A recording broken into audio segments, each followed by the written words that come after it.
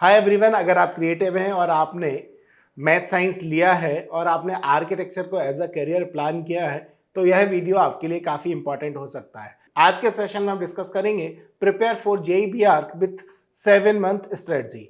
I am Jitendra Singh, aptitude faculty of creative edge. So first हम समझते हैं कि bachelor of architecture that is undergraduate degree in the field of architecture, जो कि 4 year full time programme है जिसमें आप designing, planning and constructing physical structure of various kind ये सीखते हैं। Bachelor of architecture conduct by JEE NTA JEE main paper 2 B arch for admission in under graduate programme in architecture and plannings at IIT and NIT and central institutes.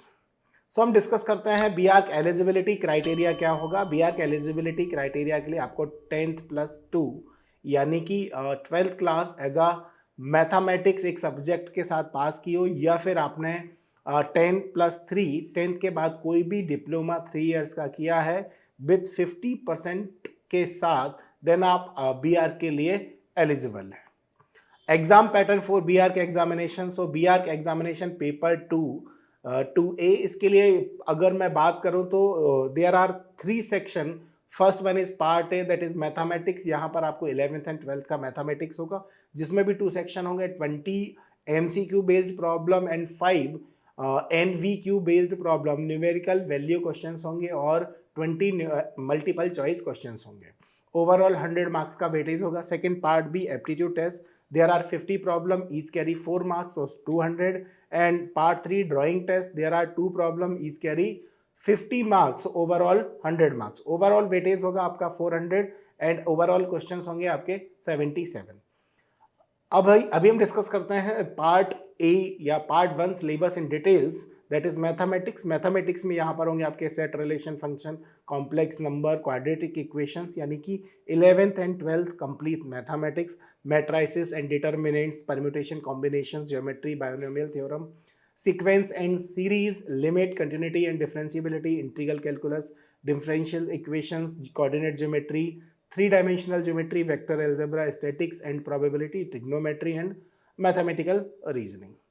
अगर मैं part A का weightage की बात करूं in JEE B R, so important topics होंगे यहाँ पर geometry, around 7 to 8 problem each and every year in JEE B R. Second है आपका differentiation, integration, algebra, determinants and matrices, vector, statistics and probability. ये आपके मोस्ट इंपॉर्टेंट टॉपिक्स हो जाएंगे। अगर आप इतने भी 5 to 7 टॉपिक्स करते हैं तो भी आपके लिए इंपॉर्टेंट है।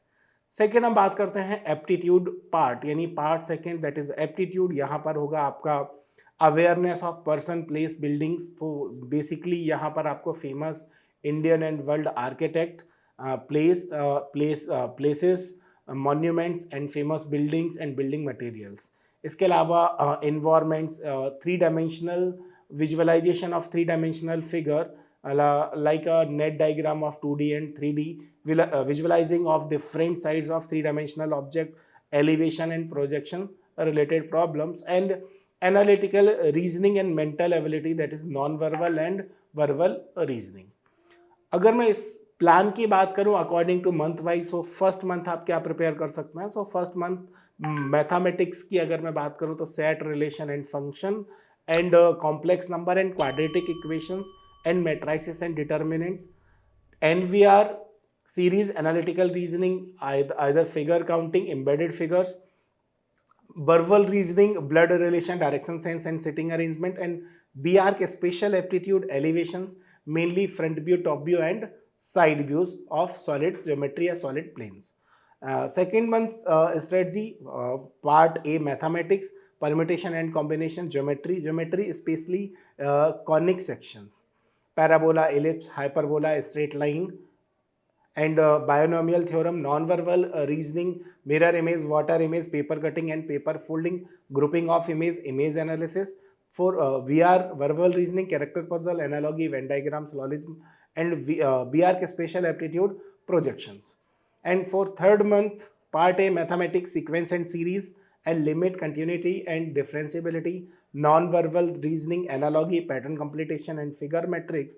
in a verbal reasoning, arithmetic reasoning, data sufficiency, series completion and BARC special aptitude, architect of India and world, architectural terminology and principle, and 4 month integral calculation, integral calculus and differential equations, and non-verbal reasoning, dot situations, cube and dice, classifications, rule detections, and verbal reasoning, classification, coding, decoding, and puzzle test, and BARC special aptitude, architectural terminology and principle, building system and bridges.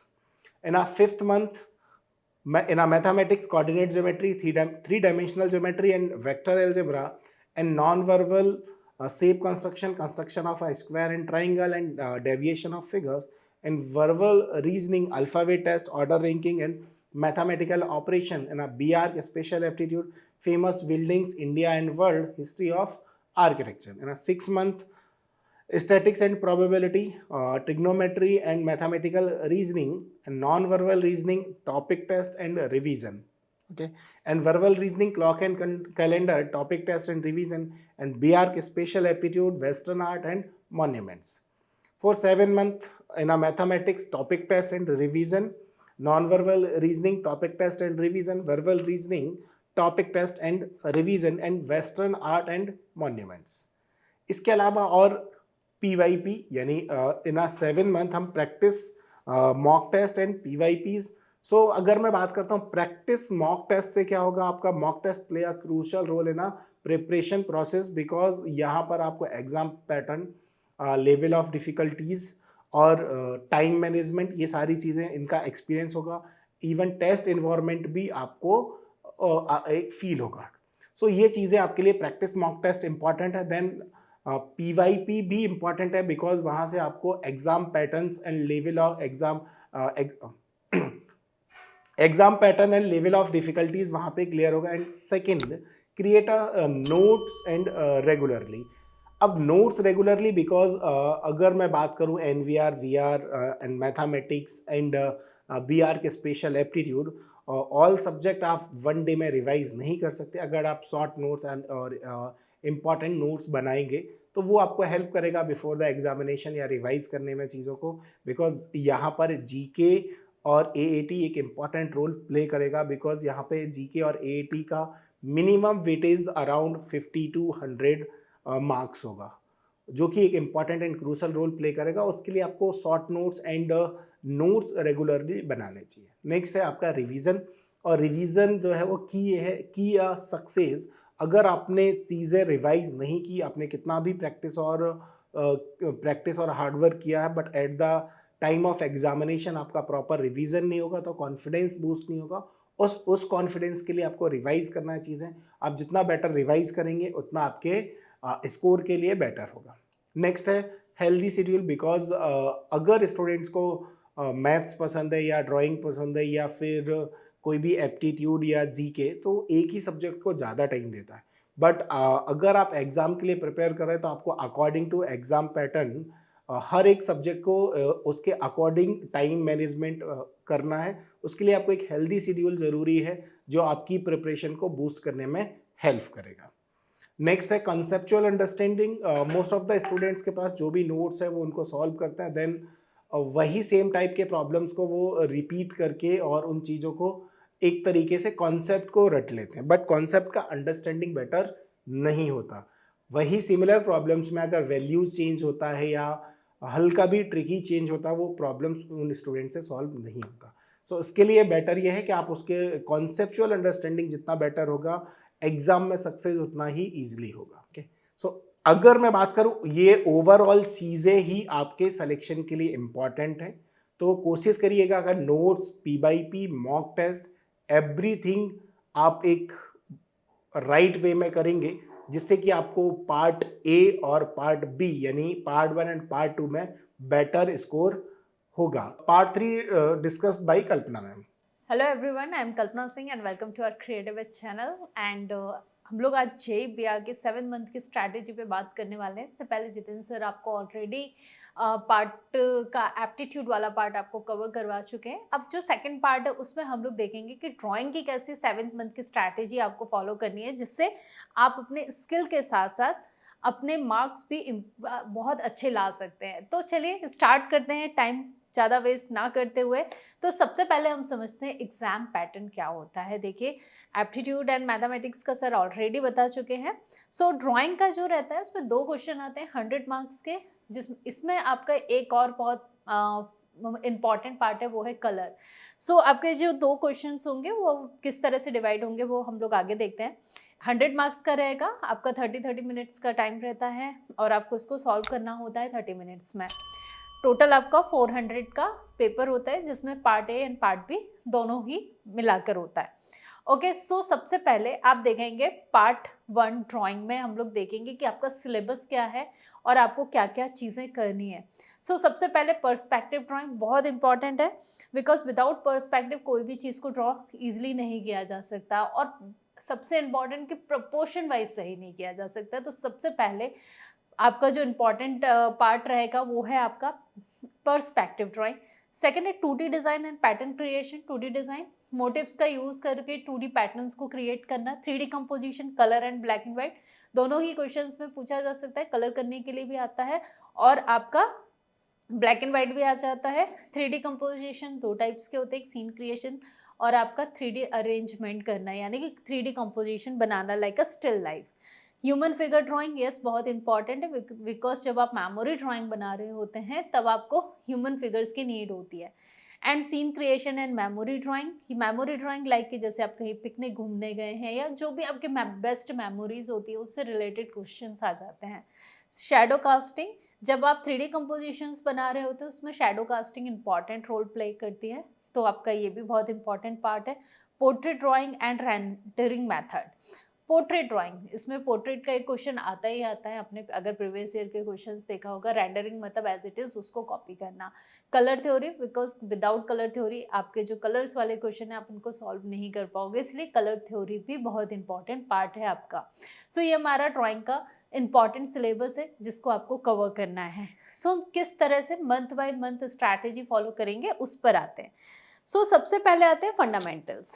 Okay, जो आपका first month रहेगा fundamentals पे हम लोग work करेंगे, जैसे कि daily 1 point 2 point and 3 point perspective के स्केच करना। आप साइड में देख रहे होंगे क्यूब एंड क्यूबॉइड की ज़्यादा प्रैक्टिस करना, जो कि 1 पॉइंट 2 पॉइंट एंड 3 पॉइंट में होंगे। रियलिस्टिक पे अभी नहीं जाना, और ऐसे ही ऑब्जेक्ट ड्राइंग की भी प्रैक्टिस करना। Basic human figure and proportioning, standing and walking, बहुत जैसे कि स्टिक फिगर्स हो गए, उसमें एक्शन फिगर को समझना बहुत इजी हो जाता है। सो आपका ये वाला पार्ट रहेगा। स्टैंडिंग के साथ आप देख रहे हो बेसिक स्ट्रक्चर बनाना है, आप ज्योमेट्रिकल शेप्स का यूज़ करके भी बना सकते हैं। Colour wheel and colour contrast exercise. Colour wheel simple colour chart की डेली स्टडी करना, लाइक कि प्राइमरी कलर क्या होते हैं, सेकेंडरी कलर क्या होते हैं, टर्सरी कलर क्या होते हैं, स्प्लिट कॉम्प्लीमेंट्री कलर क्या होते हैं, इनका यूज़ कैसे किया जाता है। ये आपकी कलर थ्योरी वाला पार्ट रहेगा जिसमें आप बेसिक्स चार्ट को लर्न कर रहे होंगे। अब आते हैं क्यूब के, cone, sphere with shadow, pencil only. अब आपको एक स्किप हो गया, practice simple motives for a 2D patterns. अगर 2D पैटर्न्स की अगर हम बात करें तो 2D पैटर्न्स में आप लाइक कि जैसे साड़ी पल्लू को डिज़ाइन करना, मोटिव्स में स्पेशली फोक आर्ट की आप प्रैक्टिस कर सकते हो। फोक आर्ट एक बहुत अच्छा वे है मोटिव्स को समझने के लिए, ओके, जिसमें आप डिफरेंट टाइप्स के पैटर्न्स को समझ सकते हैं। Cone, cube, sphere and shadow casting, pencil only. आपको शैडो कास्टिंग की प्रैक्टिस करना है पेंसिल से, जो कैसे शैडो कास्ट होती है, आपको लाइटिंग के अकॉर्डिंग शैडो की लेंथ क्या होगी, कितनी छोटी बढ़ेगी बड़ी बनेगी, या शेडिंग में क्या वेरिएशंस आएगा, ये आपका फंडामेंटल सिर्फ 1 मंथ। बहुत ज़्यादा डिटेलिंग में मत जाइए, बेसिक्स को पहले कवर करिए। अब हम लोग नेक्स्ट वाले पार्ट में आते हैं। अब इसके बाद हम आते हैं सीन। अब आता है आपका second month, scene, basic and portrait sketching. First interior, हमने स्टार्टिंग में फर्स्ट देखा था। अब 1 पॉइंट 2 पॉइंट एंड 3 पॉइंट में जो पर्सपेक्टिव पे के आप प्रैक्टिस करेंगे उसमें आप एक इंटीरियर और एक आउटडोर दोनों को एक साथ प्रैक्टिस करिए, जिससे आपके मेमोरी ड्राइंग वाला पार्ट बहुत अच्छे से कवर होगा। मेमोरी सीन्स जैसे कि क्लासरूम, ट्रैफिक जैम, ये सब चीज़ें जो डेली आप फेस कर रहे होते हो उनको बनाने की कोशिश करिए 1 point, 2 point and 3 point perspective में। 3 पॉइंट मतलब जैसे कि आप बालकनी के ऊपर खड़े हुए हो और आपको कोई अच्छा सीन दिखाई दे रहा है, या आपका फ्रेंड सेकंड या थर्ड बालकनी में खड़ा होकर आपको हाय बोल रहा है, तो नीचे से ऊपर कैसे दिखाई देगा, तो कुछ इस टाइप के बेसिक्स आपको प्रैक्टिस करनी है। मेमोरी सीन में वही आपका जो रहेगा इसी से रिलेटेड पोर्ट्रेट, फ्रंट व्यू। अब यहाँ से आपका जैसे कि पोर्ट्रेट वाला, अभी हमने ह्यूमन फिगर में फर्स्ट मंथ प्रैक्टिस करी, अब आप देखिए पोर्ट्रेट बहुत इंपॉर्टेंट है। क्वेश्चंस आ जाता है, रेंडरिंग वाले क्वेश्चंस है। रेंडरिंग में कोई भी चीज़ एज इट इज़ कॉपी करने के लिए आ सकती है। फेस एनाटॉमी, साइड, 3/4, फ्रंट, इनकी आपको प्रैक्टिस करनी है कि नोज कहाँ होता है, बेसिक प्रोपोर्शन समझना है। Okay, so flat colour practice, जैसे cool warm colour scenes, contrast create करना। जैसे आप यहाँ पे एक 2D सीन देख रहे हो जिसमें आपको एक कलर कॉम्बिनेशंस के साथ यानी कि ओवरलैपिंग करके एक 2D शेप्स बनाया गया है। कुछ इस टाइप्स के भी मोटिव्स का यूज़ करके आपको प्रैक्टिस करके कलरिंग करना है। कलर बहुत इंपॉर्टेंट होता है। कलरिंग करने में डिफ़िकल्टी वहाँ आती है जब हमें कलर की नॉलेज नहीं होती, जो कि हम ऑलरेडी डे फर्स्ट मंथ में इसको कर चुके हैं। अब आते हैं repeat pattern creation using a geometrical और नेचर। जैसे आप देखोगे जो यही वाला पार्ट है, कलर भी करना है और ज्योमेट्रिकल पैटर्न्स का यूज़ करना है। अब हम नेक्स्ट पार्ट में आते हैं थर्ड मंथ। थर्ड मंथ में 3D forms and colour mode. अब आपका स्टिल लाइफ कॉम्पोजिशन, जैसे bottle, fruit box, single single बनाइए, ठीक है। फिर देन आप उसको 3D में बनाने की कोशिश करिए। 3D में जैसे कंपोजिशन आप देख रहे हो स्क्रीन में कि कैसा दिख रहा है। Portrait in profile with a pencil rendering, आपने अभी बेसिक्स आपने लास्ट मंथ में जैसे सेकेंड मंथ में आपने सीखा। अब आप उसकी रेंडरिंग करके कैसे स्केचेस को एज इट इज़ उतारा जाता है, आप उसकी प्रैक्टिस करिए, यानी कि कॉपी वर्क करने की प्रैक्टिस करिए। Scene sketch with a human gesture, अभी तक सिंपल हमने सीन क्रिएशन बताए थे, अब आप उसमें क्या करेंगे, ह्यूमन फिगर्स को ऐड करेंगे। थर्ड मंथ में ह्यूमन फिगर ऐड करके सीन क्रिएशन की प्रैक्टिस करिए। Create a 2D pattern based on sound and wind, कुछ इस 2D पैटर्न्स का डिफरेंट टाइप्स के वर्ड्स को पिक करके उनके पैटर्न्स को क्रिएट करने की कोशिश करिए। Apply monochrome colour scheme to a drawing. Yes, monochromatic बहुत थोड़ा सा टफ होता है, आप देख रहे हो मोनोक्रोमेटिक, बट बहुत इंटरेस्टिंग है। आप देख ही रहे हैं 3D कंपोजिशन में बनाया हुआ है। इसी तरह से शैडो की कास्टिंग किस तरह से करना है, क्या है, मोनोक्रोमेटिक में भी प्रैक्टिस करिए, जिससे आपको नॉलेज बहुत अच्छा होगा शैडो शेडिंग्स का। अब हम नेक्स्ट वाले पार्ट में आते हैं fourth month, advance composition. Advance composition जैसे कि 3D composition with colour pencil shading, जो कि ऑलरेडी हम लोगों ने ब्लास्ट किया था, अब उसकी प्रैक्टिस करना है। Scene story telling just before a rain start, जैसे कि आप एक और देख रहे हो गणपति विसर्जन, ये आपके इसका है बेसिक्स फिगर्स कैसे हैं, एक्शन फिगर्स कैसे ऐड करने हैं, ये चीज़ों को आपको प्रैक्टिस करनी है जो भी आपकी मेमोरी में है। Stylised a portrait with a hatching, different मतलब कि आपको टेक्निक का यूज़ करना है, जैसे हैचिंग हो गया, स्टिपलिंग हो गया, स्क्रिबलिंग हो गया, उनकी प्रैक्टिस करिए। Full colour illustration so contrast and mood. Full colour illustration का मतलब है कि आप सीन क्रिएशन बनाइए बट कलर का यूज़ करके। मैक्सिमम 3 कलर्स का यूज़ करिएगा, इससे ज़्यादा कलर यूज़ ना करें तो ज़्यादा बेटर है। ट्राई करिए कि उन्हीं कलर्स को आप बहुत अच्छे से कॉम्बिनेशंस के साथ फिल कर पाएँ। शैडो कास्टिंग इन indoor setup, outdoor morning light, yes ये भी बहुत इंपॉर्टेंट है। आप थोड़ा सा शैडो की स्टडी करिए, क्योंकि आप 3 मंथ में तो आपने बहुत बेसिक्स चीज़ें बना ली ही होंगी। अब जैसे शैडो कास्टिंग इंडोर सेटअप और आउटडोर मॉर्निंग लाइट की अगर हम बात करते हैं, तो थोड़ा सा स्टडी पर आपको वर्क करना होगा। लाइक कि जैसे मॉर्निंग में क्या टाइम है, आफ्टरनून के टाइम पर आपको कैसा शैडो कास्ट हो रहा है, तो हर एक शैडो की मतलब मॉर्निंग टू इवनिंग आपको स्टडी करना है। ओके, अब आते हैं हम लोग फिफ्थ मंथ पर, मॉक टेस्ट एंड करेक्शंस। अब मॉक टेस्ट देना स्टार्ट करिए। Full time drawing, perspective, human and patterns, जो हम लोग ऑलरेडी 4 मंथ में कर चुके हैं, उनकी आप प्रैक्टिस करके ह्यूमन फिगर्स एंड पैटर्न की। अब आप क्या करेंगे, अब मॉक टेस्ट देंगे तो आपको पता चलेगा टाइम कितना कंज्यूम हो रहा है, कौन सी गलतियां हैं हम उसको पकड़ पाएंगे और उसके ज़्यादा अच्छे से प्रैक्टिस कर पाएंगे। तो आपको इनको नोट करके रखना है साइड में कि ऐसे कौन से वीक एरियाज हैं जिसको पर हमें और ज़्यादा वर्क करना है। Pattern on a product like bag, ball और वेस्ट, लाइक क्यों इम्पॉर्टेंट है? बिकॉज क्योंकि 3D कंपोजिशन में आपको इनका यूज़ करना होता है। जैसे कि आपने देखा होगा एक क्रिकेट किट बनाने को आया था जिसमें 3D कंपोजिशन क्रिएट करना था, शैडो कास्टिंग करनी थी एंड कलर भी करना था। अब आते हैं memory based seen with multiple figures. जैसे कि अभी हमने अभी देखा था कि गणपति विसर्जन का सीन था, ऐसे ही होली का सीन बनाइए, डिफरेंट टाइप्स के फेस्टिवल दीजिए, ह्यूमन फिगर विथ एक्शंस का यूज़ करिए, जिससे आप बहुत अच्छा वर्क कर पाएंगे और आप अपने इतना ही कॉन्फिडेंस के साथ आप काम करेंगे, उतना ही आपके फिगर्स एंड आपके जो प्रपोर्शंस है प्रेजेंटेशन उतना स्ट्रांग होता जाएगा। उसके लिए प्रैक्टिस करना बहुत ज़रूरी है।